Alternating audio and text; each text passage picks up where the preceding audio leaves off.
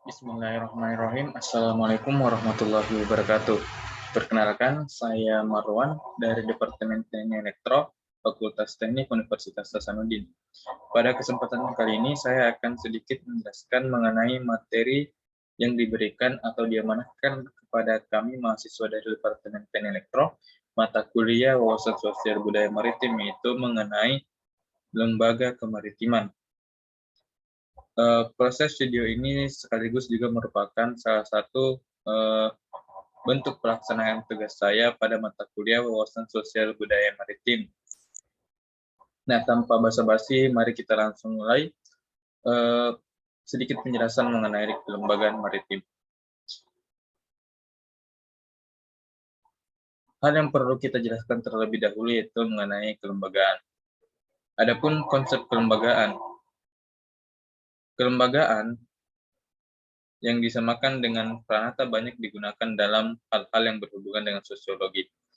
Kelembagaan juga sama pengertiannya dengan suatu institusi atau institution, dan dalam studi antropologi sosial budaya, yang kelembagaan sangat dekat erat dengan unsur-unsur kebudayaan. Kelembagaan atau pranata dipahami sebagai suatu kesatuan dari unsur-unsur organisasi, norma atau aturan dan bidang-bidang kegiatan tertentu yang diwadahi dan diaturnya dalam suatu masyarakat atau segmen-segmen masyarakat. Umumnya terdapat 4 kelembagaan tradisional yang bertahan dalam kebanyakan kelompok etnis di dunia, termasuk dalam masyarakat maritim, yakni kelembagaan ekonomi atau economic institution, kemudian kelembagaan kekerabatan atau kinship atau domestic institution, kemudian kelembagaan agama dan kepercayaan atau religion institution, dan kelembagaan politik atau political institution. Setiap kelembagaan ini merupakan suatu kesatuan dari unsur-unsur organisasi atau kelompok, atau sistem norma atau aturan dan tingkat terpola. Keempat kelembagaan tersebut saling terkait secara ketat dan fungsional membentuk suatu kesatuan kelembagaan kebaharian yang utuh.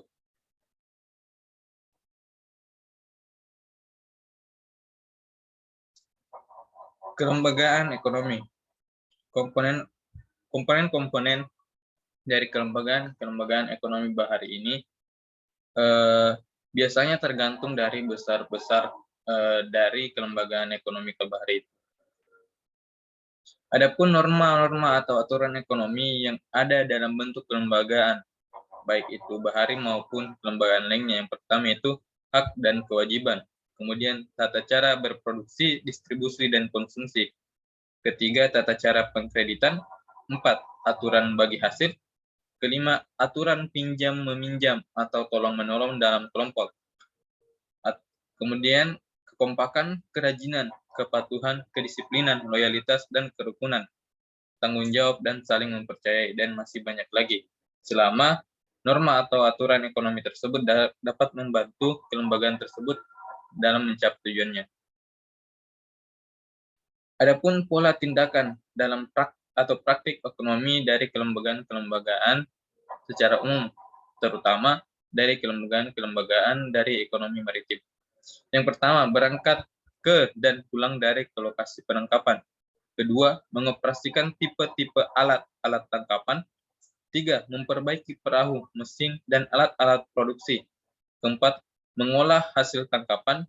Kelima, memasarkan hasil tangkapan. Keenam, bagi hasil dan pendapatan. Dan yang terakhir, penjatahan dan konsumsi hasil pendapatan. Tapi hal-hal yang saya sebutkan tadi harus juga didasarkan dari hukum-hukum atau aturan yang berlaku. Kemudian, keterkaitan kelembagaan ekonomi dengan kelembagaan lainnya. Pertama, kelembagaan atau pranata ekonomi atau kelembagaan ekonomi banyak terkait dan dikerahkan dengan pranata kelembagaan lainnya, jadi tidak otonom. Kemudian, dalam penyediaan anak buah, baik itu atau anggota kelompok direktur dari anggota kerabat, teman, orang sekampung, sedesa, dan lainnya, atau kelembagaan kekerabatan. Diperlukan sistem kepemimpinan atau tradisional atau modern dalam pengelolaan aktivitas atau usaha ekonomi nelayan atau pelayaran. Itu hubungannya dengan kelembagaan politik. Kemudian sistem ekonomi atau produksi, distribusi, dan konsumsi banyak dipengaruhi oleh sistem keyakinan dan ritual keagamaan. Demikian halnya dengan kepercayaan dan praktik ilmu gaib atau magic. Itu hubungannya dengan kelembagaan agama dan magic atau magis. Baik, sekian penjelasan dari saya mengenai materi yang telah saya sampaikan. Apabila ada kesalahan, mohon dimaafkan. Wabillahi taufiq wal hidayah. Wassalamualaikum warahmatullahi wabarakatuh.